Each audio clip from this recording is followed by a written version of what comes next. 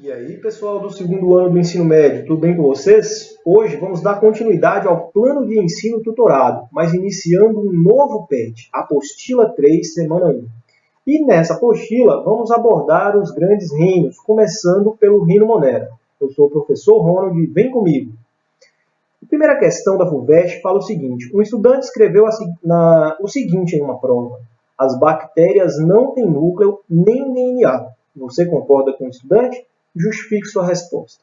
Nós sabemos que as bactérias são, todas elas, células procariotas, ou seja, primitivas, e por isso apresentam material genético, sim, como DNA circular, tá? Porém, esse DNA está espalhado no citoplasma, o que quer dizer que ela não tem núcleo, já que a palavra núcleo designa um local protegido por membrana ou carioteca onde o núcleo fica. Nas bactérias a gente não tem isso. Então, o correto seria dizer as bactérias não têm núcleo, porém apresentam sim DNA, como eu coloquei aqui nessa resposta para vocês. Tá? Então, eu não concordo com o estudante, pois todas as células têm como material genético o DNA. Certo? Na segunda questão, está falando o seguinte: descreva a organização básica de uma célula procariótica, ou seja, a célula de uma bactéria, e faça um desenho esquemático identificando as partes principais.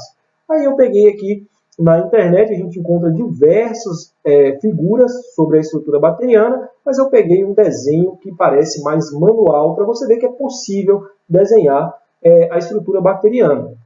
Então, a gente consegue perceber aqui que é uma célula muito simples, né? Que ela apresenta a membrana plasmática, tá? Com ribossomos no citoplasma, um DNA na forma circular, mas aqui está bem emboladinho, está espalhado, tá? O DNA, o material genético espalhado. Aqui, alguns filamentos circulares de DNA chamados de plasmídios, que são responsáveis pela resistência bacteriana a antibióticos, por exemplo, e sua capacidade de reprodução. E temos aqui também os flagelos, estruturas locomotoras.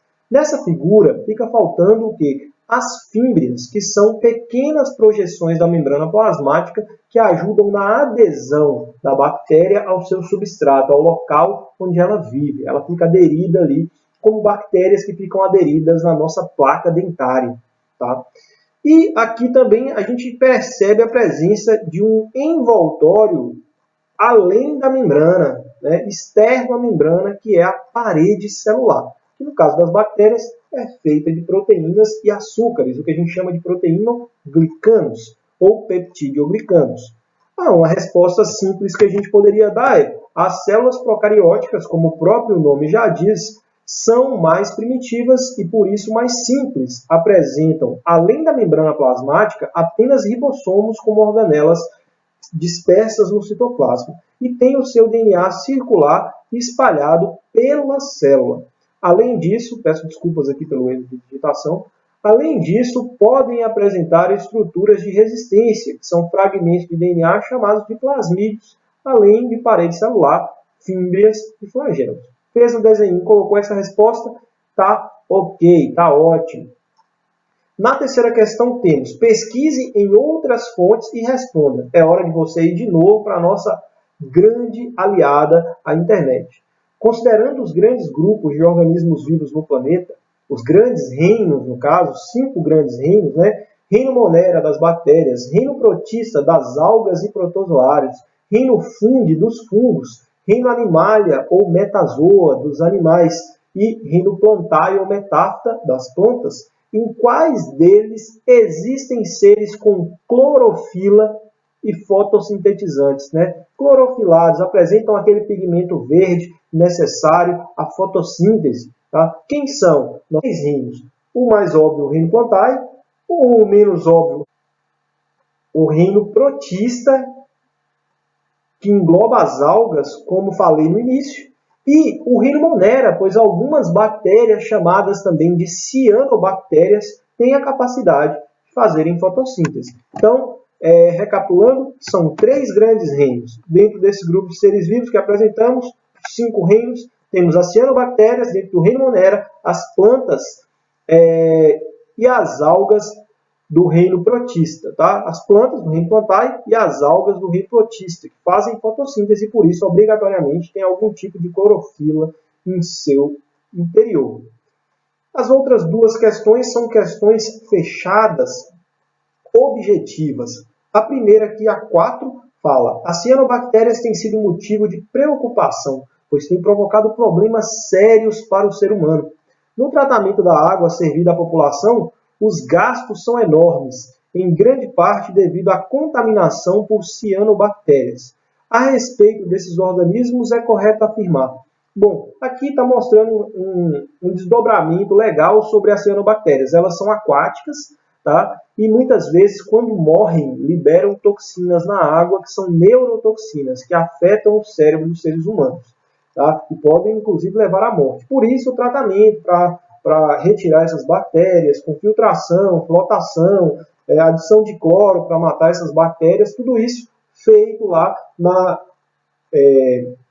empresa de tratamento de água, saneamento básico, lá no caso nosso, de Minas Gerais, é a Copasa. Tá? Então, a gente tem aí cianobactérias. E, sendo bactérias, só podem ser organismos procariontes. Tá? E as cianobactérias, como eu disse na questão anterior, elas são fotossintetizantes, são capazes de fazer fotossíntese. Por isso, a nossa questão aqui é letra B. Sobre a classificação das bactérias, marque a alternativa incorreta. Cuidado, hein? Queremos a alternativa errada sobre esse grupo. Bactérias esféricas agrupadas em espécies de cubo recebem a denominação de sarcina. E aí, o que você acha? Para ajudarmos nessa questão, eu trouxe aqui, tá, uma figura mostrando a morfologia das bactérias. Vamos lá? Olha só, temos aqui um pouco da morfologia bacteriana. Tá? Veja, as bactérias em formato de esfera, né? A gente chama de cocos. E aquelas que se agrupam formando um cubo, como está falando na letra A, são chamadas de sarcina, como está aqui. Então está correto. Os cocobacilos são bactérias que apresentam uma forma de transição entre o coco, que é o redondinho, e o bacilo, que é o alongadinho. Olha aqui o bacilo, tá? O bacilo aqui, e o cocobacilo aqui. Está verdadeira a letra B. E nós estamos procurando a incorreta. Vamos lembrar disso. Vibrião é uma bactéria com um formato que lembra uma vírgula. Olha o vibrião aqui, ó. Parece um feijãozinho, né? Então, uma vírgulazinha, tá? Bactérias gram-negativas apresentam uma parede celular de grande complexidade.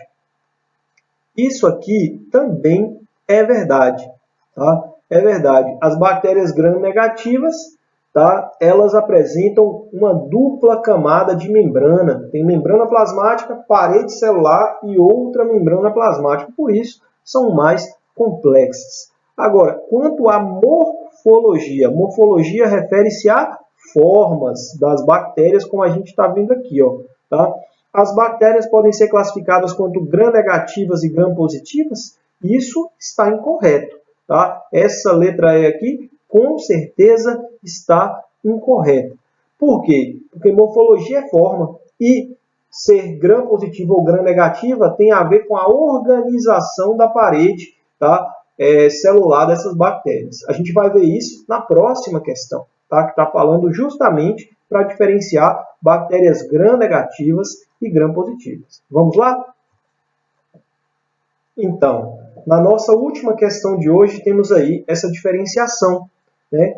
Diferencie bactérias gram-positivas de gram-negativas. Trouxe aqui para você visualizar comigo, ó, a estrutura da membrana e parede de bactérias gram-positivas e bactérias gram-negativas. Tem que lembrar que essa palavra gram faz referência ao cientista que tentou colorir as bactérias com um corante para conseguir melhor visualizá-las no microscópio.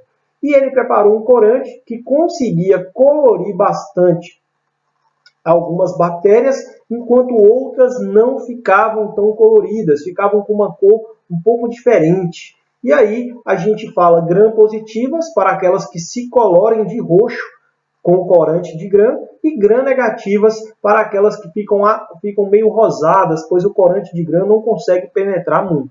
Por que isso acontece? Acontece por uma diferença na parede celular dessas bactérias. As bactérias gram-positivas são aquelas que, além da membrana plasmática, apresentam uma camada de peptidoglicanos, que é aquele proteinoglicano que eu falei. Nas gram-negativas, inclusive, o corante de Gram gruda aqui, ó, nos peptidoglicanos e fica roxinho. Tá? Então, desculpa, gente. Essa é uma diferença. A segunda bactéria gram-negativa, além de ter os peptidoglicanos, tem uma segunda camada de membrana plasmática que dificulta o corante de Gram interagir com os peptidoglicanos aqui, ó. Então, ela vai ficar com coloração um pouco diferente, um pouco rosada, e assim sendo chamada de gram-negativa. A resposta que a gente pode dar é exatamente essa, né? A diferença entre as bactérias gram-positivas e negativas está na estrutura da sua parede celular. Enquanto as positivas apresentam uma parede com peptidoglicanos apenas, as gram-negativas, além de uma camada de peptidoglicanos, apresentarão uma membrana lipoproteica acima, o que dificulta a coloração das mesmas com esse corante de Gram, que se fixa nos peptidoglicanos. Por isso, bactérias que não fixam o corante de Gram são chamadas de gram-negativas. Assim, a gente tem uma noção, através dessas 6 questões, um pouco sobre vários aspectos desse reino tão interessante e primitivo, que é o reino Monera, que é o reino das bactérias. Se você estiver assistindo isso pelo YouTube, eu peço que deixe seu joinha se gostou dessas explicações, se inscreva no canal para mais vídeos como esse e até a próxima semana com mais correções sobre o tema. Um abraço e até a próxima!